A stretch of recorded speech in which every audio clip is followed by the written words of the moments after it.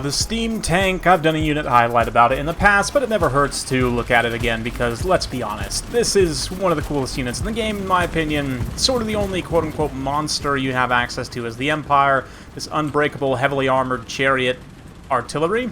Has a missile strength that most monsters have weapon strength, and it's also a chariot. Doesn't have the most weapon strength for a single model chariot, but immediately here getting lit up by some Giselles here. This is a way up against Skaven. He's got Boris in the air, the Steam Tank, some Empire Knights, Huntsman, Jade Wizard to heal the Steam Tank, very smart.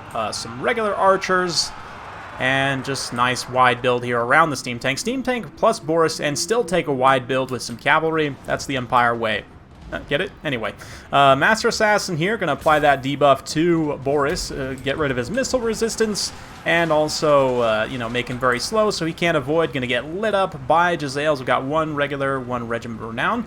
Plenty of spears. We've also got the Eshin Triads as well. Doppelganger Summon, not quite on point to directly block the Empire Knights, but it will block some of their models. Plague Priest here, Wolf Rats with Poison, Pit Fighters of Hell's Deep. And already Boris is paying the extreme price of having dared to fly within range of Looming Dread. Gonna be dead already. Basically, yeah, he is routed, and considering the map's relatively small, he'll just route directly off the side. But meanwhile, we've been missing the epic charge of the Empire Knights here. You guys probably saw it there in the background, but these Empire Knights just come impact the Skaven formation, and there's no great weapons. There's just mostly light infantry.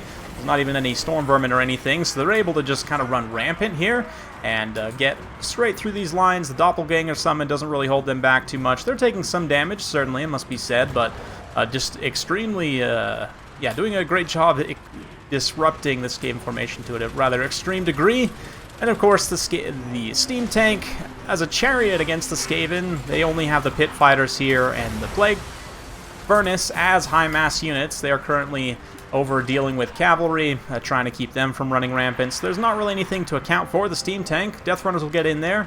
That percentage armor debuff, considering Steam Tank has 160 armor, Weeping Blade is going to be really strong here. It'll actually be an 80 armor debuff, right, if they're able to actually make contact. But it does look like the Steam Tank, screened by the Empire Knights there, actually didn't take a single hit from those Death Runners, so still operating at 160 armor, which is, I think, the highest armor of any unit base in the game, I want to say.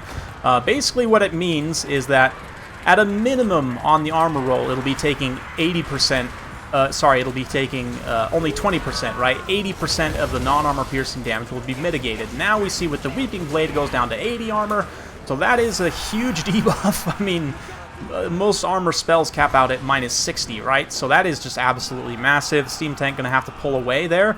And the Jade Wizard had taken a brunt of Giselle fire as well. Now with Regrowth has come back, sort of with this line of archers and spearmen. It's a free company that Wei definitely, totally did not forget about. Absolutely. While this big kind of cav/infantry fight's going down here, Flagellant's in combat now. The Steam Tank, still with that Weeping Blade active, in combat with Death Runner, is going to keep getting it refreshed, but it still can maneuver around here. The Terror's obviously very good against Skaven. Pit Fighters trying to come to bog it down. The Steam Tank does still have a clean avenue of escape out this way, as Flagellants can screen the Pit Fighters of Hell's Deep. They'll actually trade okay into them, and the Archer's actually super cost effective here, shooting into the Rat Ogres there. Pit Fighters of Hell's Deep, only 30 armor, like 350 cost, right? 375 Archers, I forget. But the Steam Tank, as it kind of pulls back here, and help now come in and terrify away these Wolf Rats, who have absolutely horrible leadership. They will very quickly rout to the Steam Tank, basically instantly. And there's the Regrowth pop. Regrowth, of course, not only refreshing health, but also full 100% vigor again. And considering the Steam Tank, its rolls are shooting and charging, both of which drain vigor very quickly. The Steam Tank, can't, you know, a Regrowth vigor refresh is super strong, especially in the late game now. I believe the armor debuff from being exhausted is also a percentage base. Double check me on that, I might be wrong. But anyway, regardless, that vigor refresh, let's not think about the actual, you know, mechanics of how the steam tank is being healed and, you know, the vigor is being refreshed. I like to think that it's the actual crew, that, you know, somehow the Skaven were able to stab through these little gaps right here, and the crew themselves actually took some wounds, and they're also hot and sweaty and tired, because could you imagine how hot it is in there with that frickin' literal steam engine, like, strapped to the back, and you're just in a metal box with no ventilation? Like, I'd imagine it's pretty sweaty, right? So I'd like to think of it as the crew's getting tired, they're not operating their machine as efficiently. So anyway, that's kind of my headcanon about Regrowth on Steam Tank. Certainly going to be quite strong here. But that Weeping Blade, how much of a difference will it actually make remains to be seen. The Master Assassin, his missile attack is non-armor piercing, so getting the Weeping Blade and having him shoot the Steam Tank at this point is going to be the Skaven's best options for taking it down, but the support is looking pretty thin. Most of the chaff is dealt with. Pit Fighters of Hell's Deep also. We've got these Empire Knights still operating on the field. Nice charge into some Skaven slaves here as the Sigmar's sons pull away. Yeah, still multiple units of Empire Knights fully operational. 148 kills there, 120 kills on climbing there. Excellent performance from the lower tier Empire Cavalry. Love to see that.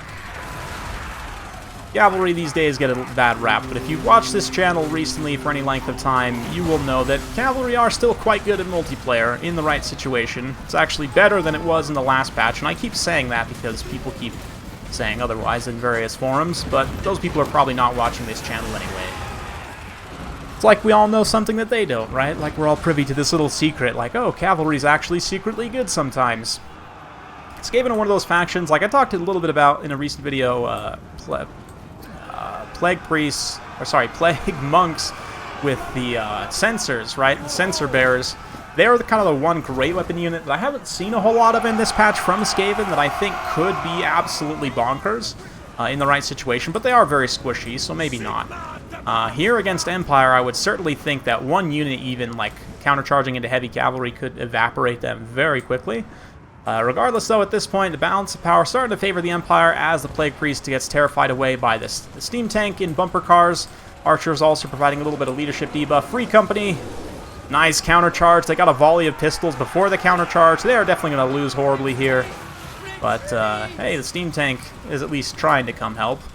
It does force those hounds away once again. Eshin Triads here, catching up with these Empire Knights. Not great for them.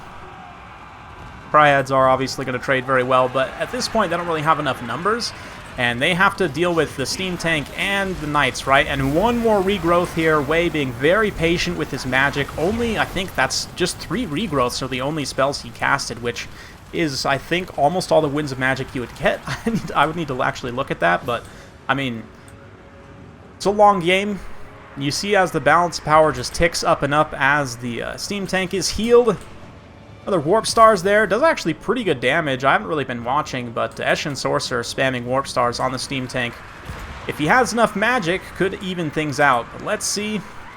Healer still pulling back. Archers set to fire on the Rat Ogres. Pit Fighters charge in. Steam Tank charges in. And immediately the terror takes hold for the Skaven infantry at the very least. Yep, also for the Pit Fighters. They actually shatter here. And at this point, not a lot to save the Master Assassin from getting run over by a Steam Tank, so let's watch that. Oh yeah, just poked that pokey thing on the end. Man, that would hurt. Getting whacked by the wheel. He does have Weeping Blade also in melee, although his missile attacks are poison, so he gets a little Weeping Blade hit in there. Really doesn't have much left in terms of HP. Very squishy character. Even the Steam Gun will do some okay damage to him, but yeah, I mean, Eshin Sorcerer is still fighting. Empire Knights here in the distance, finishing off the Plague Priest, getting a little bit more value there, actually truly finishing off the Plague Priest. Pretty impressive stuff. Empire Knights, 154 kills, love that. And there's army losses, so very fun battle from Wei, love the build. Boris, literally 0 value, 0 kills, 0 damage dealt, but still able to win with the Steam Tank carrying. It's not every day you see a Steam Tank carry against a Skaven build, especially one that has 3 Jezzails, all of which, I mean, I say all of which, 2 of which paid for themselves pretty considerably, just shooting Boris. Yeah, I mean, they got some good damage on the Steam Tank as well, but the disruption of that initial charge here, you can see 1 Empire Knight paid the price, the other 3, though, Although the value, at least on these two, is not impressive, the kill total certainly is, which is something you need against the Skaven. And then this one here, 1790 in terms of damage value. I didn't fully catch. Maybe they must have wrote down some of the terrified Jezzails and whatnot. I think these guys are also... Yeah, they must have got some damage maybe on the Pit Fighters or something. I'm not 100% sure, but that is, I mean, double up on value for Empire Knights. Almost never see that, so that is really, really awesome. Flagellants also trade very well. Man, 1625 for one unit of Flagellants, also very insane value. State Troops trading super cost-effective, 700, 600, 500. Let's not look at that one. But anyway, so in terms of ways build here, I mean, this is... As an Empire player myself, Empire fan, enjoyer, you could say, I enjoyed this replay quite a bit, certainly. From Skaven's side, I mean, a lot of value you would expect to be kind of distributed across the board here, like we saw with Jezzails, they did pretty good. Wolf Rats also pay for themselves. Pit Fighters do as well. The Infantry is a little bit of a tougher draw. Two of the Triads are good, but the RORs and the Death Runners did struggle somewhat. Decent value on the Plague Priest as well. 123 kills with that drain.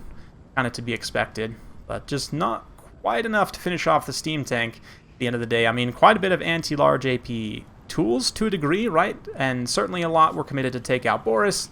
Some were committed to take out the Cavalry, but just not enough left in the tank to take out the tank. Get it? Anyway, hopefully you enjoyed this one. I certainly did. If you like this sort of content, be sure to like, subscribe, hit that bell notification button. Every time I upload a new video, you'll be notified. Thanks again. See you next time.